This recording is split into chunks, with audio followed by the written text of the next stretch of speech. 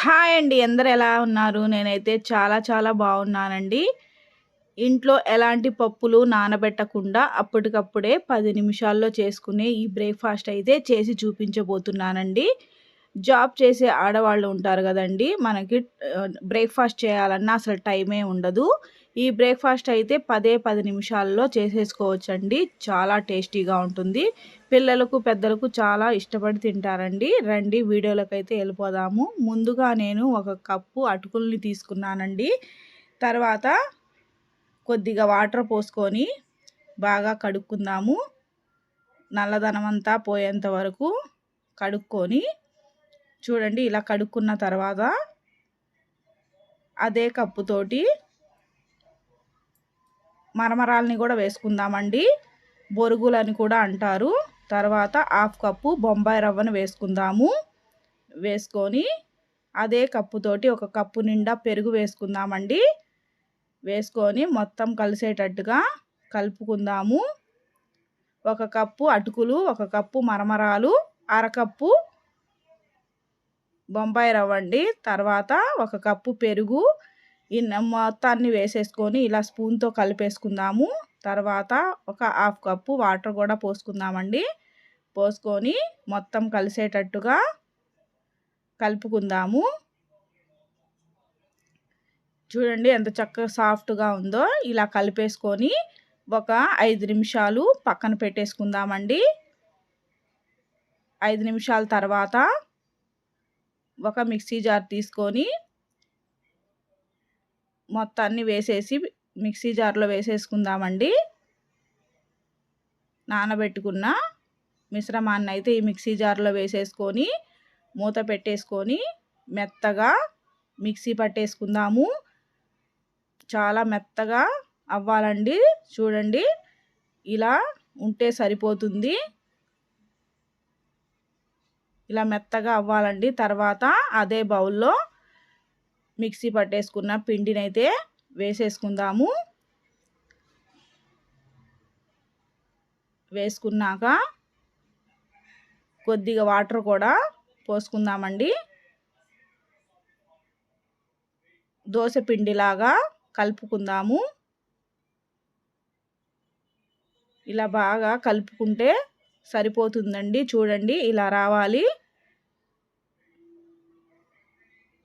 ఇలా వచ్చిన తర్వాత ఒక హాఫ్ కప్పు ఉల్లిపాయలను వేసేసుకుందాము.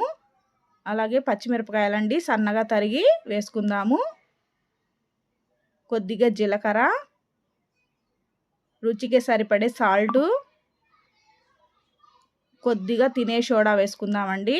అలాగే కొత్తిమీర సన్నగా తరిగి వేసుకున్నాక క్యారెట్ కూడా వేసుకుందాము. తురుముకొని వేసుకొని మొత్తం కలిసేటట్టుగా ఇలా చక్కగా కలుపుకుందామండి. 1 నిమిషం పాటు కలుపుకొని పక్కన పెట్టేసుకుందాము. తర్వాత స్టవ్ వెలిగించేసి ప్యాన్ పెట్టేసుకుందామండి. ప్యాను హీట్ ఎక్కిన తర్వాత కొద్దిగా నీళ్లు జీలకరించుకొని మనం కలిపి పెట్టుకున్న ఈ పిండినైతే వేసేసుకొని ఇలా దోశలాగా వేసుకోవాలండి. మరీ మందంగా కాకుండా పలచగా వేసుకోవాలి. అప్పుడే లోపల కూడా చక్కగా కుక్ అవుతుందండి. తర్వాత కొద్దిగా ఆయిల్ వేసుకుందాము.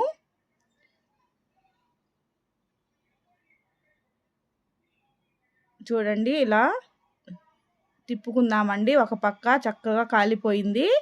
అలాగే రెండో పక్క కూడా గోల్డెన్ కలర్ వచ్చేంత వరకు కాల్చుకుందామండి. చూడండి చక్కగా కాలిపోయింది. ఒక ప్లేట్లోకి అయితే తీసేసుకుందాము. అలాగే మిగిలిన పిండిని కూడా వేసి చూపిస్తాను చూడండి. చాలా టేస్టీగా ఉండే అప్పటికప్పుడే తయారు చేసుకునే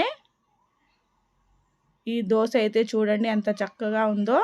ఇలాగే మందంగా కాకుండా ఇలా పల్చగా వేసుకుంటే చాలా బాగుంటాయండి. టేస్ట్ కూడా చాలా బాగుంటుంది. కొద్దిగా ఆయిల్ కూడా అప్లై చేసుకుందాము.